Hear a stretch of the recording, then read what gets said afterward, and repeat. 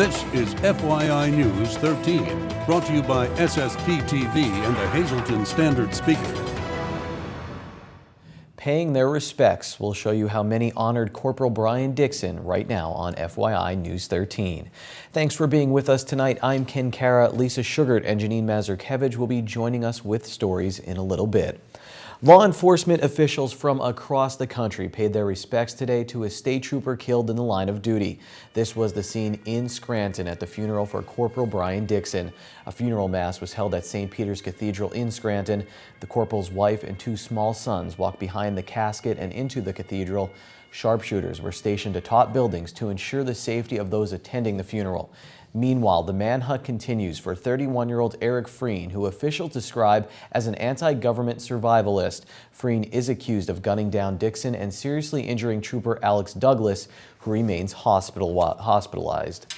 Meanwhile, we found a candlelight vigil at the Senior Expo today at the Laurel Mall. State Representative Tara Toohill says that the troopers from the Hazelton barracks usually man the booth, but were absent to attend Trooper Dixon's funeral. We asked what's being done to ensure the safety of our state police. Our state police right now are working around the clock. They have put out news releases to that horrible criminal that's out there. They said lock your homes, lock your doors, lock your cars, take your car keys with you, and protect your families. So people are on high alert. You do need to check on your family members and just be on high alert. So not to scare people, but the state police are out there and working, and we're very hopeful that this is all going to come to an end very shortly. And the Pennsylvania State Police is funded by the legislature, and we always need more state police because we do have people retiring, but it just brings to light, I think, how important their job is, how good they are at their job, and we do feel a lot of confidence, a great amount of confidence in the fact that they are going to get this job done. We'll have more on today's Senior Expo a little later in the program. A ceremony will be held tomorrow evening to remember those missing or taken prisoner while serving our country. Lisa Sugart has the details. A special candlelight vigil is planned for tomorrow evening in Freeland. It will be a prisoner of war missing in action candlelight vigil at Freeland Public Park. And here to talk about it is Paul Thomas, who is with the American Legion Riders. He is the president of that organization. And John Davis, who is senior vice commander for American Legion Post 473 in Freeland, also a retired Navy SEAL. And I'm going to speak with both of you. But Paul, I'm going to start with you. Why is it so important? You hold this program each and every year in the borough of Freeland. Why is it so important to remember the POWs and those missing in action? At least the main intent behind this is that they are never forgotten, that we want our government involved and do everything they can to try and recover the MIAs, and our POWs the same thing. Put whatever efforts are needed to try and get them back. And this special vigil tomorrow will be really, I guess, heartfelt and special things taking place within it. So tell us about some of the events that will be held during this ceremony. Okay, we're going to organize at the post probably about 6:15. I'm asking all bike riders from the area to please come and help us out.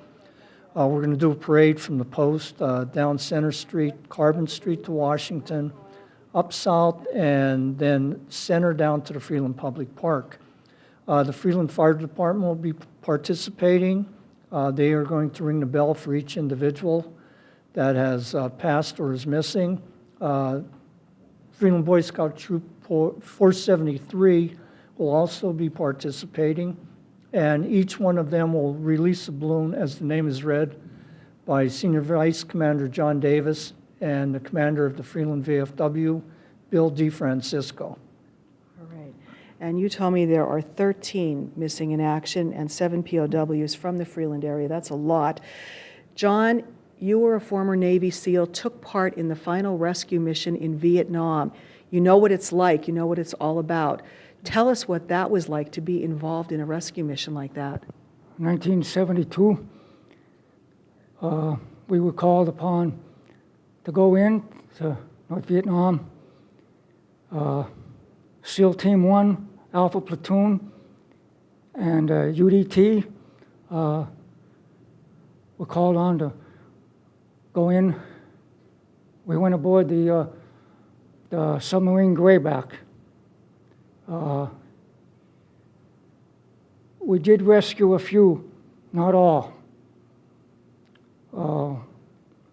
One of our men was killed during the operation. I see you get very choked up about it. He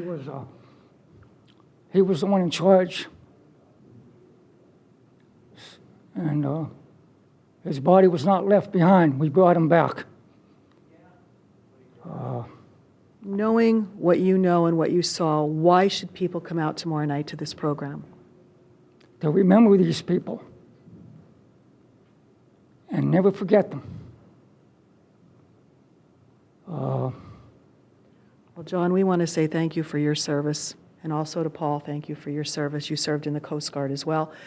And we hope that everyone will come out to this special, important candlelight vigil tomorrow evening at 7 o'clock at Freeland Public Park. And if you want to be part of the riders, you can do what Paul said as well. And we hope there's a strong show of support for all our POWs and MIAs. Thank you, Lisa. In other news, the United Way of Greater Hazelton launched its 2014-15 campaign yesterday and also announced a partnership with a new agency that will pick up where URS left off. Avenues of Pottsville will become the United Way's 26th agency and fill the void left by the closing of United Rehabilitation Services. What Avenues is going to offer is employment and vocational services. We're going to call our program Avenues Vocational Employment Services Hazelton. Avenues has been providing services since 1952. We were founded as United Cerebral Palsy. What we want to get up and running first is the void that was, like you said, the void that was left by a URS closing is work activities for individuals who attended the URS site. Once we get that up and going, we plan to do supportive and supported employment work activities. Our goal is for each person in the program to reach their highest level of vocational functioning. And that can mean a lot of different things to different individuals. Some it can mean a particular job in the shop. Some it can mean a competitive job in industry outside the shop. Avenues hopes to begin serving the community in about a week. They are currently leasing the old URS building with a permanent facility planned at 600 Poplar Street.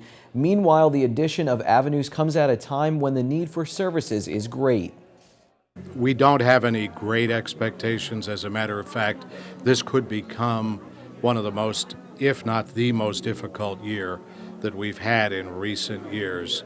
We're a little bit flat economically in the area, but at the same time, the needs of the area for the vital human services provided by our agencies, it's so important. The need is so great, and we've got to try to raise this money to keep exactly where we were for the last couple of years.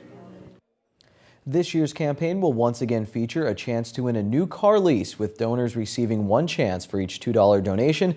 The goal for the campaign, to raise $1 more than the previous year. To donate, call the United Way at 570-455-9515 or check them out on Facebook or at hazeltonunitedway.org. State Representative Tara Toohill calls her annual Senior Citizens Expo a one-stop shop for seniors in the area. The Expo features information on healthcare, financial planning, fraud protection, nutrition and exercise, and much more. We have a great turnout, and a lot of our seniors have been commenting that they do wait for this. Every year they get a bag of goodies where they can go from vendor to vendor. We have 82 different vendors, which is the maximum capacity. We're very grateful to the Laurel Mall because they let us come here and basically take over any empty space that they have available. The Expo also has a bunch of health screenings for free, including blood pressure and cholesterol. Coming up in sports, we'll meet the 2014 inductees into the Tamaqua Area Athletic Hall of Fame. And after this break, Janine takes us to another business invested in downtown Hazelton.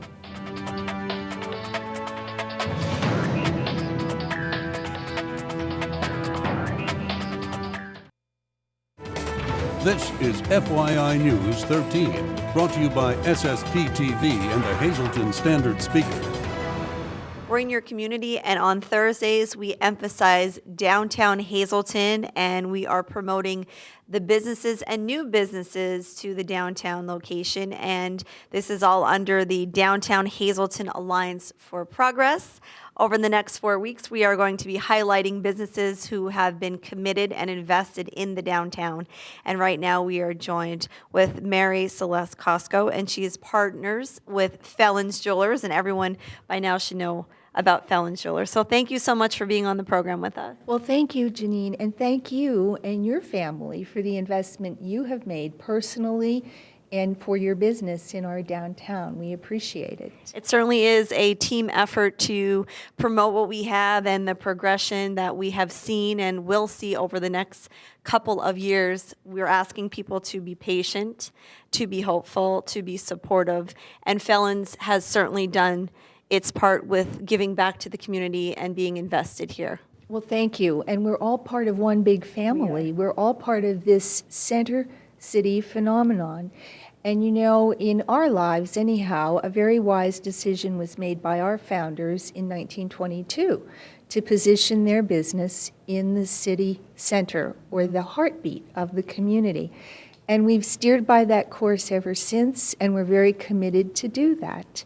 Hazelton has been good for us and good to us as a business, and we hope in return we've been good for Hazelton.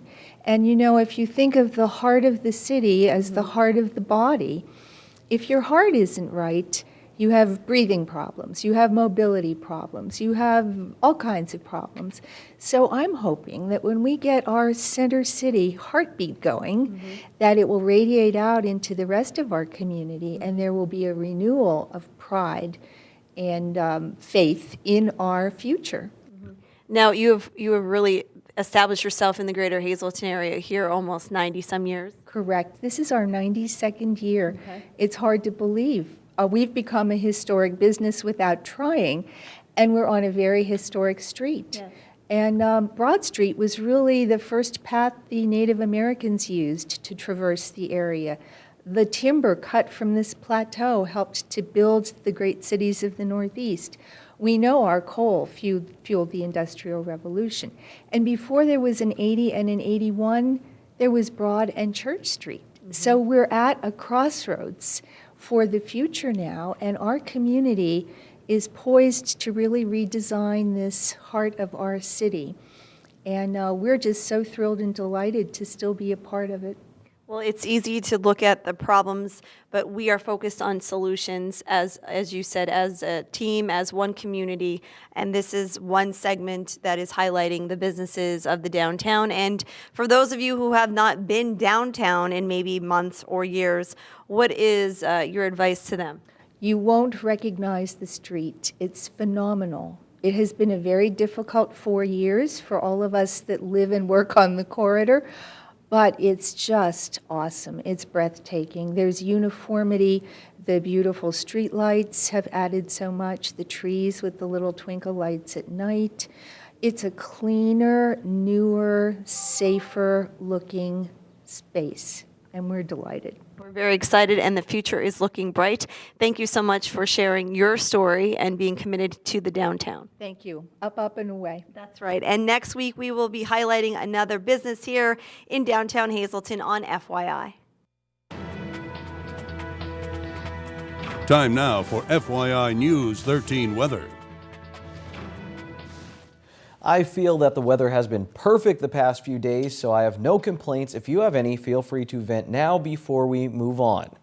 Okay, here's our local forecast from the National Weather Service.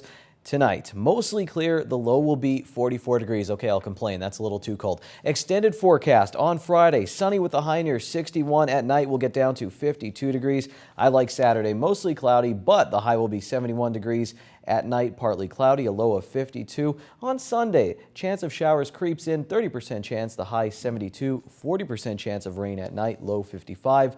Monday will be partly sunny with a high of 64, and Monday night, the low gets back down into the mid-40s.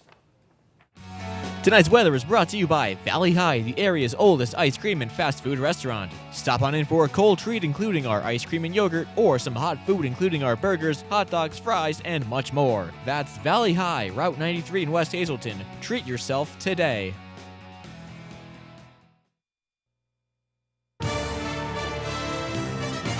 This is FYI News 13 Sports.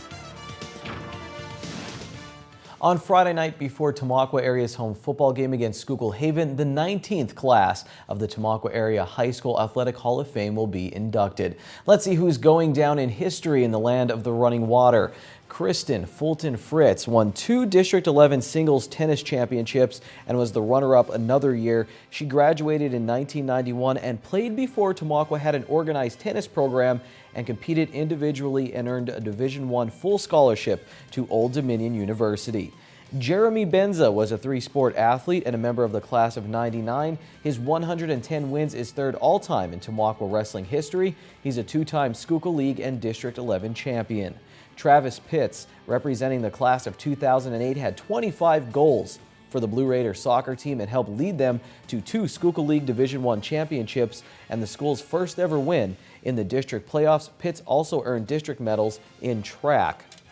Another multi-sport athlete and member of the class of 2008, Lauren Wenzel, was a track standout who finished 6th at the state meet, and she won the 400-meter at districts twice and still holds the school record time in that event. She went on to run track at St. Joseph's University. Alex Zuby was another great Raider runner from the class of 2008. He has 2 state medals in cross country and in track and field. He holds the school record in the 800-meter run, the 1600-meter run, and the 3200-meter run. He also has 3 state track medals, and he kept running in college at the Air Force Academy. Cody Wisniewski graduated in 2009. He netted 78 goals for the Tamaqua soccer team, making him 2nd in school history in the goal-scoring department. The soccer team won 3 league titles with Wisniewski around. And finally, the entire 1975-76 Schuylkill League Championship basketball team is heading to the Hall. They were the first Tamaqua basketball team to win a Schuylkill League championship. They beat Blue Mountain in the championship game 66-57. Now on FYI Weekend, we'll talk with Standard Speaker sports editor Dave Seaman about the Hazelton Area Sports Hall of Fame. And for a complete look back at all local sports action from Wednesday, go to standardspeaker.com. Thursday is $1 burger night at Bottlenecks. Get a juicy 4th pound burger for only $1 all night long.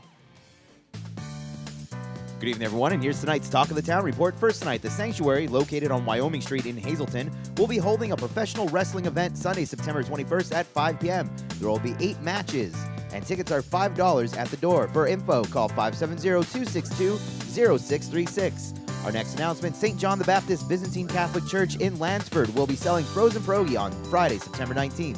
Price is $6 per dozen. Place an order, call 570-645-5656. And finally, the Hazelton Art League will be presenting an afternoon of jazz featuring the group So What on Sunday, September 21st at 1. The Art League is located on East Broad Street in downtown Hazelton. For more info, call 570-817-1075. That's tonight's Talk of the Town. News 13 would like to send sincere condolences to the family and friends of these recently departed. Donna Marie Antolik of drums. Arrangements are under the direction of the Frank J. Bonin Funeral Home and will be announced at a later time. Christina Redmond of Whitehaven. Mass is Saturday at 10 a.m. in the St. Patrick's Church. Arrangements are by the Lehman Family Funeral Service. Gabriel Rodriguez of West Hazelton. Arrangements will be announced by the Turnbach Funeral Home. And Dr. C. James Ferrigno Jr. of Sugarloaf. Mass is Saturday at 10 a.m. in the St. John Bosco Church. Friends may call Friday from 2 to 4 and 6 to 8 p.m. at the Kelchner McMichael Baker Funeral Home.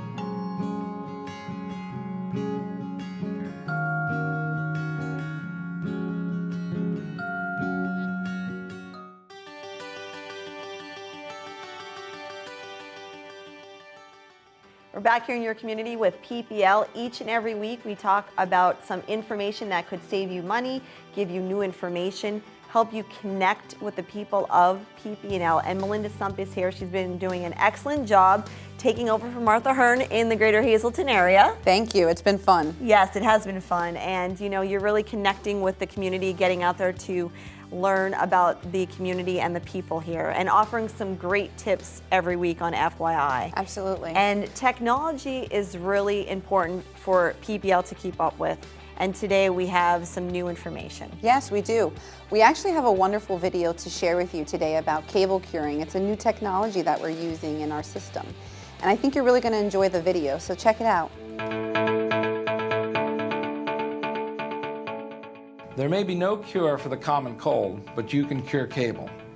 And that's one remedy for maintaining a healthy, reliable electric delivery system. When you have nearly 9,000 miles of underground electric cable, maintaining its condition is key to providing reliable service. We've been installing underground cable to provide electricity in housing developments since the 1970s.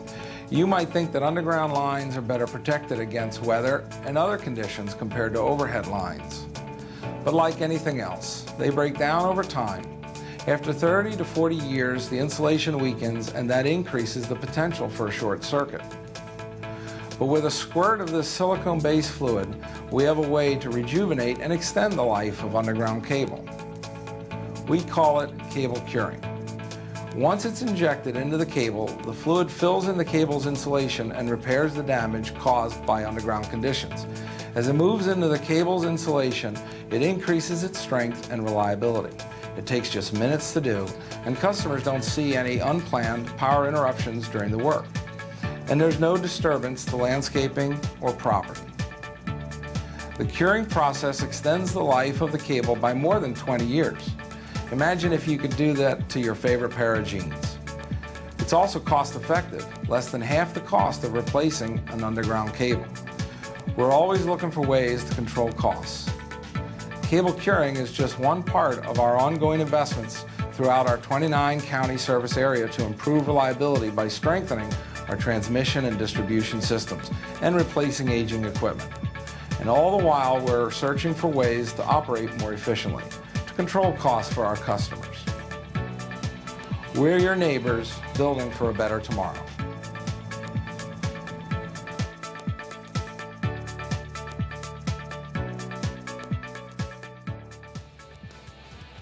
Again, just another informational video on new technology to show you what PP&L is doing to keep up with the times, to make it safer for you, to avoid those outages that you see in your home. Because who likes to live without electricity? We all get nervous when we run out of our power, right? Or lose power, I should say. That's correct. And I think this cable curing will really help, to improve reliability and to offer a new cost savings for our customers. So we're very excited, and I hope you enjoyed the video. All right, we'll see you next week, and we'll see you next week right here on FYI in your community.